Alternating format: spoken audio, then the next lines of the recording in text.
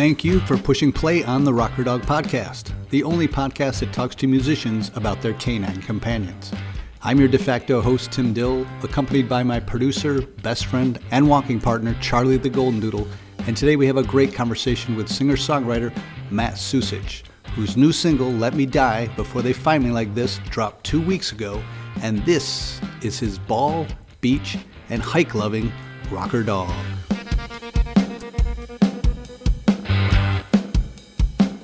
My dog is Mabel. She's a shepherd mix, just a good old-fashioned mutt. Part German shepherd, part Australian shepherd, part husky. There's probably some lab in there too, according to the DNA thing, if you trust that. I don't know. Did you do one of those? When she was a puppy, yeah, the vet offered it as a thing, and we bit. I mean, when you look at her though, it's pretty evident. Like she's got all those characteristics. Yeah. I was curious what she was because I immediately was thinking German Shepherd, but there were certain characteristics. Her snout isn't quite long enough. Her frame isn't quite big enough. So I figured it was some sort of mix. Yeah. When you look at her face, it's like it's a German Shepherd face. Yeah. Because she's got, those moles. But then also if you look dead on, she almost has like this corgi face to her, you know?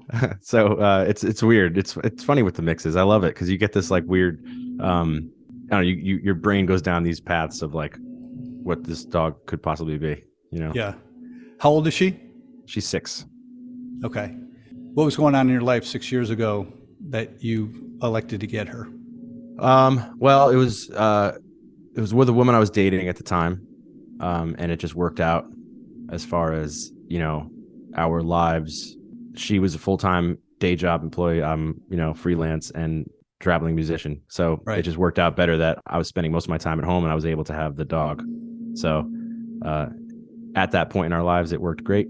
And, when that relationship ended, it was, I got the dog. And was that an easy thing? It's obviously your dog, or was there? I mean, I don't know. I wouldn't go too far battle? into it, but it was just, I think pretty obvious that, it was just the easier route. Right.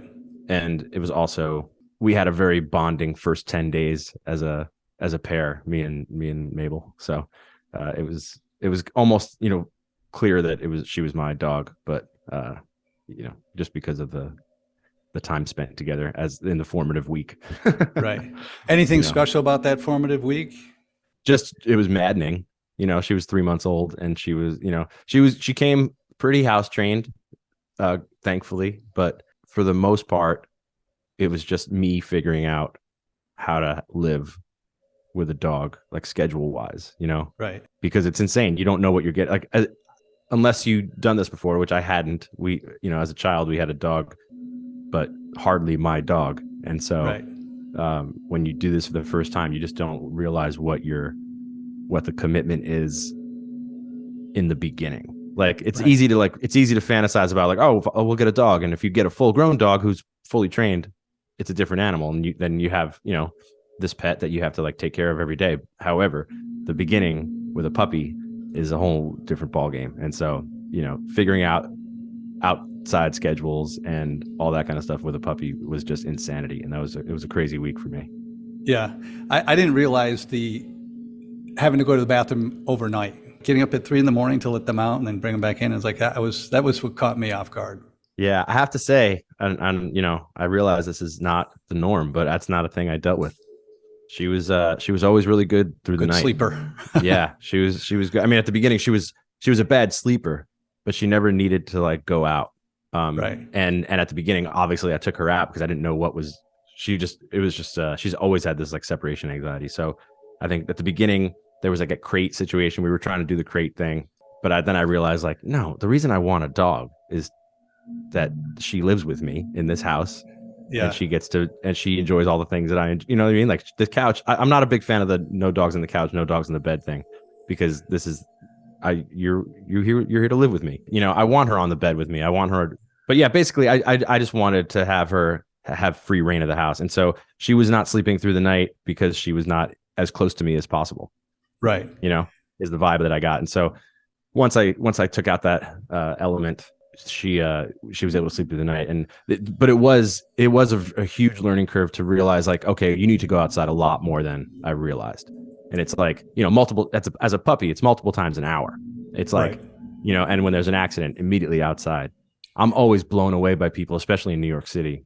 I've been fortunate to have apartments that are somewhat close to ground level, but like, I can't imagine what it's like to live in like an elevator building or a walk, like a fifth floor walk up, and have a puppy that you have to take out every hour. Where were you living when you got her? I'm in Astoria, Queens, so I'm still here. So is that brownstones and not really buildings? It's like ranch houses. Depending where you are, there's like these 2-story. I've only ever lived in like these 2-story homes, on a floor, on one floor of a 2-story home kind of vibe. So I haven't dealt with the apartment building thing, though. The fear always comes in my head, even as a full grown dog now. It's still, if I ever have to move, I worry about other things. Like, she loses her mind at anybody that comes near the house, like, mailman, FedEx, UPS, all that stuff. So if I ever had an apartment building where I'm living amongst, 15 other tenants as opposed to the one, I just, she'll be annoying. Well, she seems to like musicians. I mean, on your social media, it seems she gets along with all your band members and your collaborators. Does it take a minute to warm up to people, or is it just, whoever's elected to come inside gets a pass? Or she's finicky. I think we all have this fantasy of the studio dog and the tour dog, but she's also a shepherd.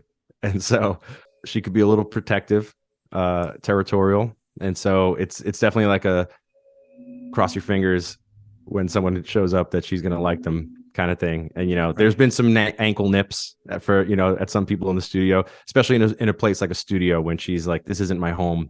I'm a little protective of, where I am. And so that's just where you have to kind of like give everybody the heads up. Like, hey, look, no sudden movements past her. Like when you get to know her first, and then, don't go bolting by. But I don't bring her everywhere as much as I would like to, because maybe when she's older and she's a little lazier. I made a new record that's coming out this year, and we did it at a house studio where I was also living in the house, and I moved down to Nashville for 3 weeks to do the record. And the producer has a cat, and she is not a cat dog. We never did that as a puppy. That's the thing I think you have to do right at the beginning, is get them acclimated to cats. And we've never met a cat that she likes. So it was very hairy. It was like, okay, we kept them separate the whole time. They never really met. If I had to walk by the cat, I picked her up and I walked by with her, and you could just see like the eye contact they were making. It was hysterical. Now, has Mabel made it on a recording yet? Absolutely, she did. We did a contest when my last record, "Don't Be So Hard on Yourself," came out last year, but we really buried it in there. So you have to listen in good headphones. It's on a song called "New Normal." Okay. Well, the last track on the record. You tipped your hand on that, so I'll go find it. It's funny you mentioned your last LP that "Don't Be So Hard on Yourself." I see her on the back, and then I see on Instagram you do have a wide shot of the cover, which she was actually cropped out of. She's in it. Is she? She's in it. Yeah, I'm almost certain. Maybe because I'm looking on social media, not actually on the store itself. She's in that picture, but I think on the square LP, the square one she can't quite make it. Right, the square one, she doesn't fit. So I'm looking right now. On the square version, she just barely makes it. I'm sorry, she doesn't make it. It's just like, if you look where the shadow is, like she's right to the right of the I'll have to look again. Can you see the shadow on the record? But she, obviously where she's cropped out. Like, can you see an indication of her? Okay. I think I might have had to fudge it for the vinyl pressing. I might have had to move her over just a little bit, because I don't remember for sure, just because of where I didn't want her to get cut off by the spine of the record. So I might have had to nudge the photo over a little bit. So it might not be a perfect, if you cut the sleeve in half and put them next to each other, it might not make a perfect photo. But I'm not sure. You're going to have to go with a gatefold next time, no matter how much it costs. Oh, actually, that's funny. We just had that conversation, and we're not doing the gatefold, which is a drag. but she doesn't make the. Oh boy, I don't know if she makes the artwork this time around. Yeah, I don't think she does. Where is she now? Can she hear you? Can she hear? Can Yeah. she hear the news that she's she's part of my logo. So if you see that logo, I have like that. Yeah. She's on that. That always makes the cut. And the merch. I noticed the merch. Mm-hmm. She's Got on. the T-shirt. That's nice. Nice to see. I know you mentioned on a post that it's nice to see Mabel's face like across the country. Yeah. Well, it's funny. There's that shirt which makes it around, but also I've been very fortunate to have this group of people who I started doing these live streams a couple of years ago. It started at a random time. I would post, hey, I'm going to do tonight at 8:17 or 8:43. I'm going to do a live stream, and then I started doing them regularly at 9:01 specifically, and then it became like a little club. And these wonderful people who come every time I do one, they made their own shirt, and they took that photo of Mabel actually from the record. And they cut it out and they put her on the shirt. So that was the one that I was seeing all around the country, because the beautiful thing about the live stream is that you're doing this free show on your Instagram page, right? And everyone there is from a different city, Yeah. And a lot of these people met on this live stream, so there was this little community. It was beautiful, and every time I was in a different place and I would see a 901 shirt front and center, I was like, oh, that's my dog on your shirt. I love it so much. I never it never gets old for me. Yeah. Well, it's funny, like, this show that obviously talks to musicians about their dogs is how dogs become a part of the brand. Mm-hmm. And I think yours is more prominent in a good way, where I think you probably get asked about her when she's not there, or, mm-hmm. Is that true? Absolutely. I think it's just so easy to do because they're with us everywhere. Like, maybe not for everybody, but for me, she's in a lot of the places I am. And so to make her part of the brand isn't so much like, oh, I'm going to capitalize on this cute thing that I have, so much as like, she's always here. Like that, she's always front of mind for me, and it's just part of you mention her so much, or for me at times I've played shows where she's come with me, So when I do play a show, and sometimes people are like, oh, I was hoping Mabel would be here, like house concerts specifically, where it's a little more lax and you don't have to worry about certain protocol or checking with the venue. Like, sometimes people will specifically ask me to bring her. It's more stressful than anything to honestly to have her. It's a bit stressful, but I can see that. But sometimes it really works out nicely. And there's, sure, when I go to places that people are always asking me about her, and it's wonderful. I love that she's known, Yeah, that's great. Yeah. Now, did she tour with you at all with either the Counting Crows or Kathleen Edwards? No, it's a fine line, I think, when you can pull it off. It has to be the right circumstances, I think, to pull it off well, without it like being borderline abusive, because accidentally abusive. Like I think that tour, if I had a bigger team, it would have been easier to do, but I didn't have any room. First of all, I didn't have any room in the car. For at the end of the day, even if all the logistics were in place, there just wouldn't have been room for her. So that would have been uncomfortable. And it was also the middle of the summer, traveling around the country in some of these places. It was like, 107 degrees outside, and so what do you do in that space? Like, you have to find, it's just going to get more expensive there. You find dog-friendly hotels, do all the things properly. Then you're leaving your dog, and I don't mind so much leaving her alone. She's fine alone, like in a room. It's those logistics that get so stressful. And when you're on the road doing your own tour managing, to have that extra arm and a leg, or four legs, no, that makes sense to deal with. It's hectic. But there are times where I've done short runs. I've done like a week, on my own around the Midwest, and it's great to have her. I love it. It also makes me go out and be, a little bit more social than I would normally be. Right. Because if I'm on the road, I'm not a very social person. And so when I go out, I go to the show and I go home. Maybe sometimes I'll go grab a beer after a gig to unwind, but I'm not out to meet people. And with the dog, I'm forced to go. I find a dog park everywhere I go. In a new city, you find a new beautiful park, and you get to know a little bit about a place in that way. And then you meet some cool people there too. Yeah, no, it's dogs definitely open up the door for introductions. Mm-hmm. Yeah, for sure. But I'm hoping that we'll see what this run with Kathleen this year holds, because I know it might be a little a little less arms and legs as far as bands and gear. So if there's a chance we're bringing our dogs, that'd be cool. That'd be awesome. You alluded to the fact that you had dogs growing up. Was that something throughout your boyhood and No, we had one dog. It was one dog, and it was very much my mother and sister's dog. Like it was, she had her she had her favorites. Me and my brother. What kind of dog? Definitely. She was a Cocker Spaniel. She was sweet. Definitely a bit of an asshole. And me and my brother definitely got the brunt of the bites, No. But also we were probably high energy kids, and she didn't like it. But it's so funny to me owning a dog now versus my memory of it as a child. Maybe I'm oblivious because I was a child, but it's interesting. A thing that I noticed is that the culture wasn't there. I grew up in the 80s. Yeah. And I don't think the culture was there. This whole like dog park culture, this, daycare culture, socialization at all. Like in my memory, it was, you had a dog, it never left the house. It went to the backyard, or you walked it around the block, or you never met another dog. Like I don't remember my dog ever encountering another dog. It's become this thing now where they become a part of our lives, our social lives, and our personalities, and it's different than just having an animal in the house. So at least that's what I'm perceiving. Well, it's funny to hear you say that, because I think you have such great affection for Mabel. Are you surprised at that connection you have with her? Yes and no. I'm not surprised that how much I love her, but I guess I was surprised that this is the most love I've ever felt.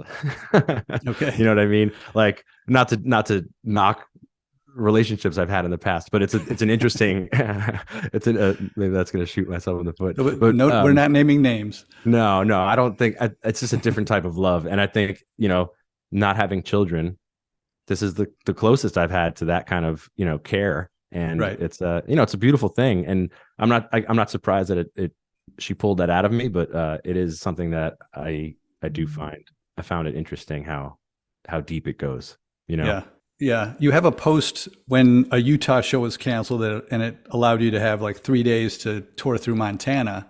Yeah. And at the end of the post, you said, "My only regret is Mabel wasn't here to see it." Oh yeah. Are you feeding into the kind of the package of U2, or do you actually, I don't mean to think you didn't mean it, but would you think she'd really enjoy it, or would it make the experience that much better for you also? Oh, 100%. No, that was not, I wasn't putting on any kind of a fake, like a joke, false internet. Yeah. Right. No, that was I mean that wholeheartedly. Like that trip was not joking. I'm not joking. That was one of the best 3 days of like recent memory.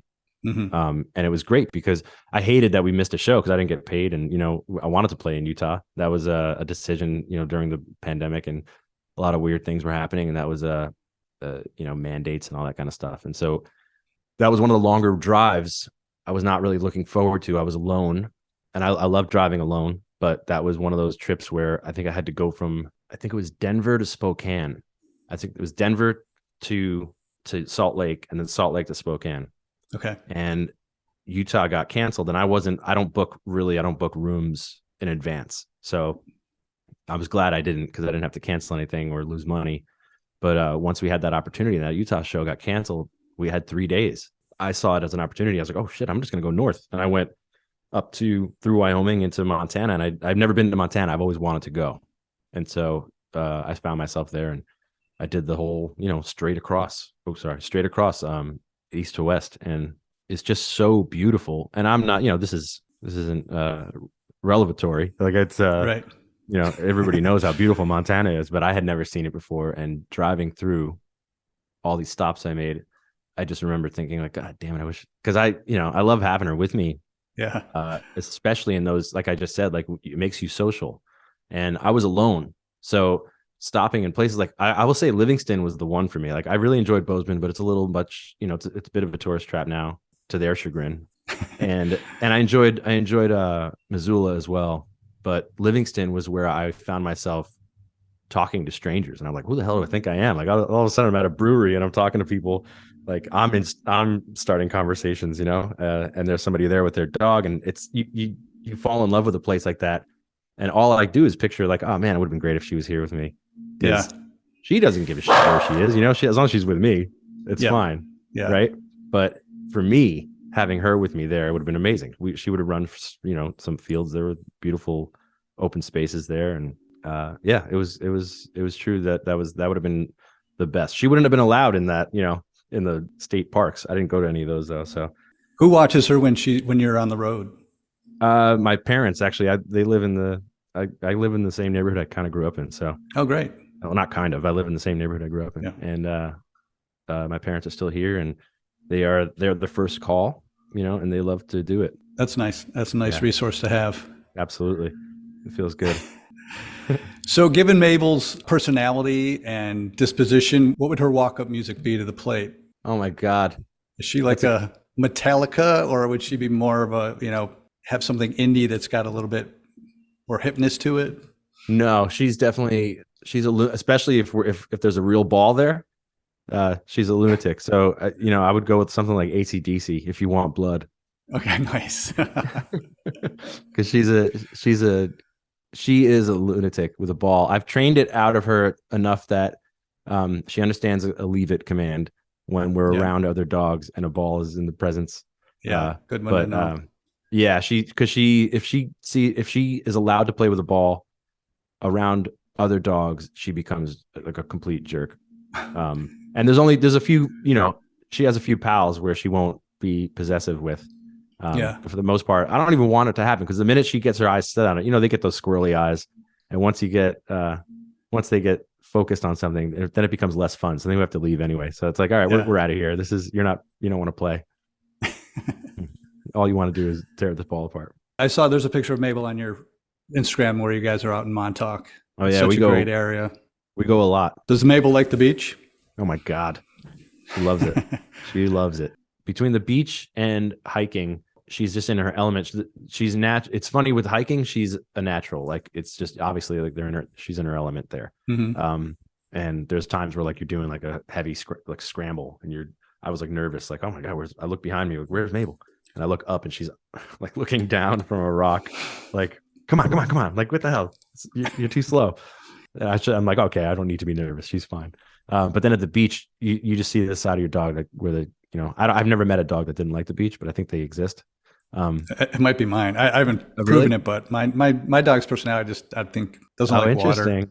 Yeah, that's interesting. I mean, the water is scary at first for her, but it's just it must be the smells or something. Because the first time I brought her to the beach, I think might have been actually Newport. It wasn't Montauk, but Newport, Rhode Island. She lost her mind. Like, I took her off leash there, and she just went crazy for the seaweed and almost, within 5 minutes, she found some kind of dead shell, dead, fish or something she had in her mouth, and she would not let it go. And that's where that Newport is where she learned how to swim. That was, it was the first time I saw her go. She was like hesitant to go in the water. It was a calm inlet type spot, so it wasn't crazy waves, and she wasn't going in until somebody else showed up with their dogs, and he had proper water toys. So he threw a ball as soon as a ball went into the water, she followed those dogs. Like, it's on. And then I'm almost in tears, like, oh my God, she can swim. Like, it's that kind of thing. You're watching her, like, so proud. She's like paddling away, and now she has no problem going into the ocean. That's nice. So, that's nice. Yeah, I love it. All right, well, let's go to the zoomies. Question one is: do you kiss Mabel on the mouth? No, I do not. That's like a 50-50 answer. I should do the stats for these first episodes. It's top of the snout is as close as I get. And yeah, there's a lot of neck. I'll let her, kind of put the forehead up against the neck kind of thing is the big move. Okay. That's her comfort zone. Great. Question two is: has she licked anyone well-known or famous, given your occupation? The most famous person would have to be Adam Duritz of Counting Crows, because she did come to one of the shows when we had a break. She was at the final show in Boston. Okay. And we had about a week in between the last show I was on and the last show of the tour that I was also on.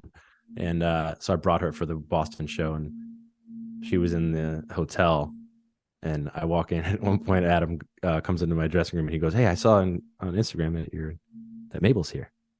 And I go, "Yeah." And he goes, "Where is she?" And I was like, "She's in the hotel." And he's like, "Well, go get her." Like, that's awesome. I was like, "Oh, okay, all right." So Can I meet her? Yeah. So I went. Well, he had already met her. She had come to his place a couple of times in the past, but I brought her. I went over to the hotel and I grabbed her, and that was. So I guess, yeah, you're right. They actually met prior to that, but that was one moment that was nice. So I think, maybe a large percentage of Counting Crows she licked. But yeah, I think honestly, I'm trying to think who else, if there were any other happenstance meetings, but that was the one. That's a good one. That might be my best one yet. Okay, question 3 is, if Mabel was to, well, she joins you on the road sometimes, but if she was to fully immerse herself in the music business, would she be more of a fan, a critic, a roadie, or a groupie? She's a worker. She'd be she'd be loading the gear. Good girl. Question 4 is, do you have a dog voice that you use to speak to her with? Absolutely not. I do not. So you speak to her as a peer. Yeah, that's right. She's my roommate. Okay. All right. Do you give her a dog voice ever? Like, what's that? Speak for her. Do you give her a dog voice ever? You know what? You're not the first person to ask me that, and I realized that no, I don't have an inner monologue voice for her that isn't, I mean, it's probably somewhere, if I had to come up with one on the spot, it would definitely be like a Jim Henson. It would be something along the lines of like a Rolf meets Fozzie kind of thing. Yep. Perfect. All right. Last but not least, is there a charity or dog organization that you'd like to give a shout out to? Yeah. I gave that some thought because you asked me ahead of time, and I think I would have to go with, just because that's where I got her, so I'm grateful. It's a New York rescue, Pup Stars. It's stars with a Z at the end. Okay. And that's the rescue that brought her to me. So they accept donations all year round, I think. So great. I'll find some information and post it on my wrap up. Going back to that, how did you know about them when when you went to go find a dog for yourself? Again, I got first and only stop, or no? I got to give credit to my ex-girlfriend for that one. She really handled the logistics. And really, what it comes down to was, it's like Tinder for dogs. Whatever the apps are, I don't even know what they are, like Pet Finder and those kind of things. Like they all aggregate. I think they get like all these different rescues are on the same services. Okay.